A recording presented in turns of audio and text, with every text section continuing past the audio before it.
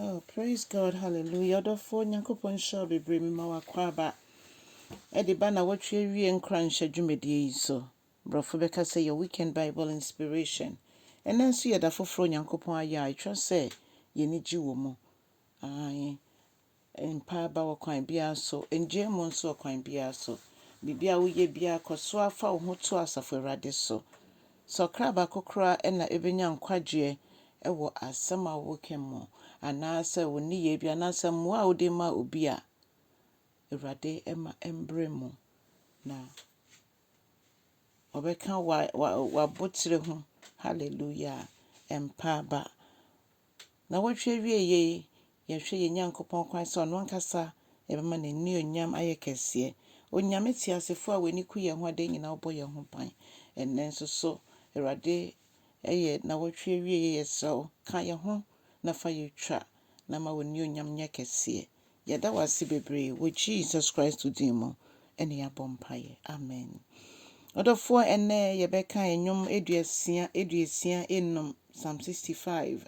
na ewanche no se yentimi ye time limit na mpemete ye na wonya bere na wanso wakan mu ose Awurade ayeye etwen wo Zion na eyewo na ye twen wo na Awurade yede wo mani ye no keseye amma wo Awurade wa wotie mpaibo wo ahonam nyina bra mo ho ase emma wo ewo mu se boni be sori etia me de na enso so Awurade wo beyimi efimu na wo beti me ho insurane onipa a wunyame wapa mo eyi no wasan mo eyi no na Awurade wama no kwan wama na kwanya se ono no omben wahwenwa ontena wabenwe mu hallelujah na wosesa nipa no wode ene papa ene be hye ne fidue mu ma na obi biara oye wo ba de Awurade be hwe se obehwie adoye gu no so Awurade wotine nemu ene ye hunu enema akese a ewo nwa wo a wotie yen wo a woye yen kwagye Awurade wo a woye yen nidaso ne yakukuduro wo ye de yere nyina ahye wo mu ekosi asase awie ye no ho a na Awurade epo ye wodia wo na wetinte memepo wo de wa hoden aye we no mu nyinara na Awurade wo de wotumi na wo de akata ne nyina so ampa me ne wo ye hwe abode se de atia onyame tumi ebata ho nyame tumi ebutu so na ye nyankopon ye koso abo abodin se wo a wo kasama eponi aso kire ye din na wo a woje wo ma na Awurade wo enso so na wogie na wo ya wonwade ne nsenkyene wo ya brabom na ye di free sanope ye bepie na ye fibe mo se nwumre ye bebefie ni nyina no Awurade wo ma ye neje Awurade wo besra asase yi na wo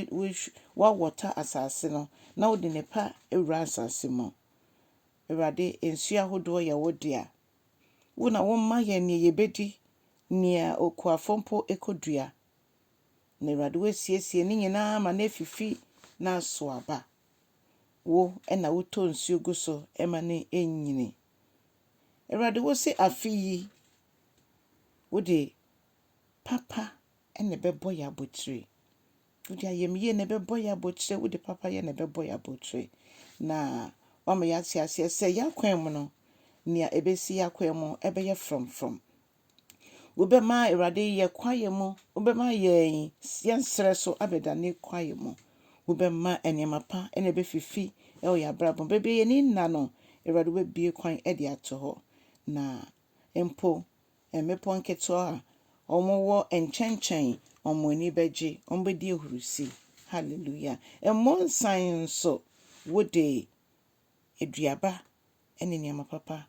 ebe obema na fifiri wo mu ne ye se ye bonsan bibia entimi enyini wo mu adepa bia enim no obema ne nyina aso aba na obema mu nyina nso omo de nwom edi ehusie odofo onyame wo ye ho adwene pa na ope obi aye na adoye